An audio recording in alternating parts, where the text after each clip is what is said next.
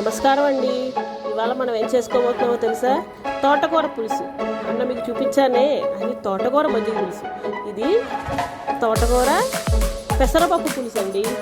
చూసారుగా, తోటకూర చక్కగా ఇలా కడుక్కొని ఉంచుకోవాలండి. చక్కగా కడుక్కొని నీళ్ళల్లో కాస్త ఉప్పు వేసి నానబెట్టుకుంటే మనకి శుభ్రపడుతుంది.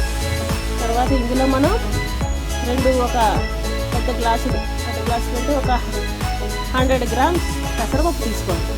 శుభ్రంగా వాష్ చేసి ఇలా పెట్టుకోవాలి పెసరపప్పు కూడా.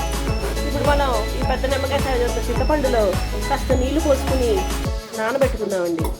మనకి పులుసు అయ్యే లోపల ఇది చక్కగా పులుసులో ముక్కలు అది తోటకూర ఉడికే లోపల ఇది కాస్త నానితే మనకి గుజ్జు బాగా వస్తుందండి. దీనిలో నానబెట్టి పక్కన పెట్టుకుందాం.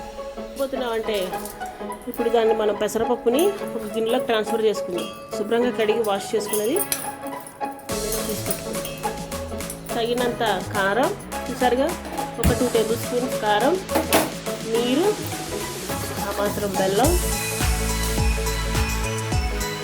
మరియు ఉప్పు వేసి ఉడకబెట్టుకోవాలండి దీన్ని.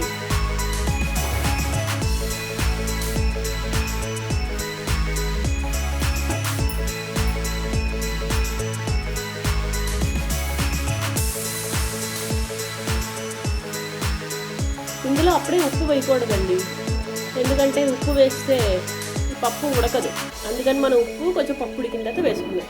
ఇవన్నీ వేసి చక్కగా మనం ఉడకబెట్టుకుందాం. చూశారు కదండి, చక్కగా మన తోటకూర మరియు పెసరపప్పు ఇలా చక్కగా ఉడికిపోవాలన్నమాట.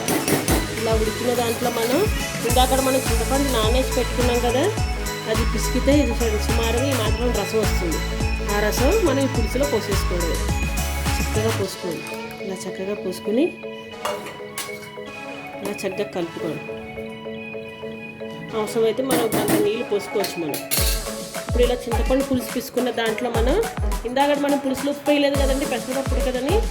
ఇప్పుడు ఒక 2 టేబుల్ స్పూన్స్, ఎక్కువ పట్టదండి ఇందులో ఉప్పు, అలా ఉప్పు వేసుకుంటే సరిపోతుంది.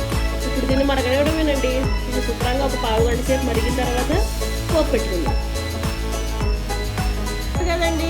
మన పులుసు ఎలా మరుగుతుందో చక్కగా మరుగుతుంది. ఇలా మరుగుతున్న దాంట్లో మనం చక్కగా పోపు పెట్టుకోవడమే.